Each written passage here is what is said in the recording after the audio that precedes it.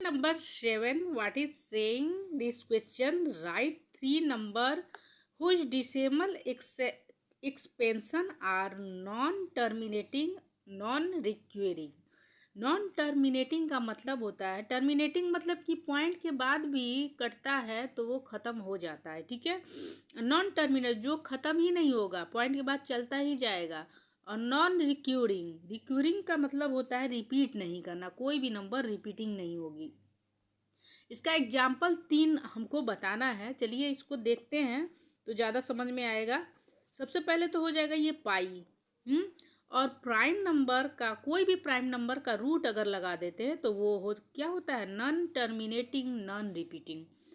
कुछ ये 2 prime number है, रूट लगा दिए, हाँ। और ये भी प्राइम नंबर है 3, रूट लगा दिए। तो चलिए इसको देखते हैं कि कैसे होता है, ठीक है। पाई का वैल्यू क्या होता है, 22/7, यानी कि 7 से हम डिवाइड करेंगे 22 में, हाँ। तो कितना आएगा ये, 7 3 जा 21, यहाँ पे 1 बच गया। फिर पॉइंट यहाँ पे लगाएंगे तो 0, 7 1 जा 7, 10 में से 7 गया 3। फिर यहाँ पे पॉइंट है तो यहाँ पे हम 0 लगा सकते हैं, तो 7 4 जा 28 आ जाएगा। फिर ये 2 आ गया, फिर एक 0 आ जाएगा, 7 2 जा 14, ठीक है। तो क्या ये कहीं आगे चलता ही जाएगा, ये कटेगा ही नहीं, कहीं जाके पूरी ये नहीं कटेगा, ठीक है। और ना ही सेम नंबर कभी रिपीटिंग, नॉन रिक्यूरिंग, रिक्यूरिंग मतलब क्या होता है, रिपीटिंग नहीं होगी, ठीक है। तो ये वाला नंबर हमारा हो जाएगा एक एग्जाम्पल 3.142, ये सो ऑन आगे चलता जाएगा यहाँ उसके बाद से। और फिर उसके बाद से ये √3 का हम √2 का देख लेते हैं। तो √2 देखिए, √2 को हम कैसे करेंगे, ये इसका ये निकालेंगे, क्या बोलते हैं, वर्गमूल, ठीक है उसको। तो 2 अगर इसका लेते हैं, हाँ, तो इसको आप लोग ये 9th में पढ़ रहे हैं, 7th और 8th में, 7th में ये चैप्टर अगर आपको अच्छी तरह से आता है तो आप आसानी से इसका निकाल सकते हैं। तो देखिए वो इसका वर्गमूल निकालेंगे तो 1 से मल्टीप्लाई करेंगे 1 में, तो 1 1 जा 1 आएगा, और यहाँ पे 1 लिखाएगा तो 2 में से 1 गया 1, यहाँ पे 2 आएगा।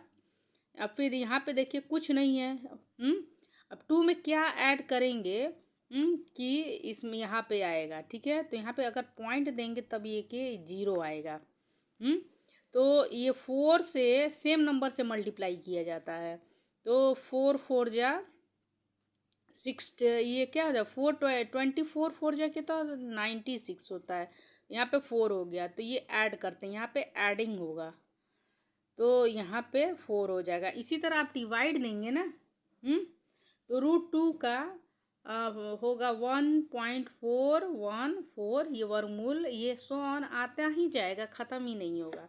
इसी तरह √3 का अगर हम करते हैं, रूट निकालते हैं, तो यहाँ पे क्या लिखेंगे, अगर 2 से अगर लिखेंगे 2 2 जा 4 हो जाएगा, ज़्यादा हो जाएगा तो 1 ही से हम लेके जाते हैं, ठीक है। तो 1 1 जा 1, यहाँ पे 1, ये जुट जाएगा 2, 3 में से 1 गया 2। अब यहाँ पे पॉइंट देंगे, ठीक है। 2 में कौन सा नंबर लगाएं, तो देखिए 2 में हम 4 नंबर लगाते हैं, यहाँ भी 2 में हम 4 नंबर ही लगाएंगे, मल्टीप्लाई करेंगे 4, तो ये 96 हो जाएगा ना। तो ये 4 नहीं, 4 से ये मान लीजिए यहाँ पे पॉइंट है तो यहाँ पे 2 0 आ गया, 200। ये 2 में किस चीज़ से मल्टीप्लाई करे तो 200 आए या उससे कम आए, ठीक है। अब सेम नंबर से हमको मल्टीप्लाई करना है, ठीक है।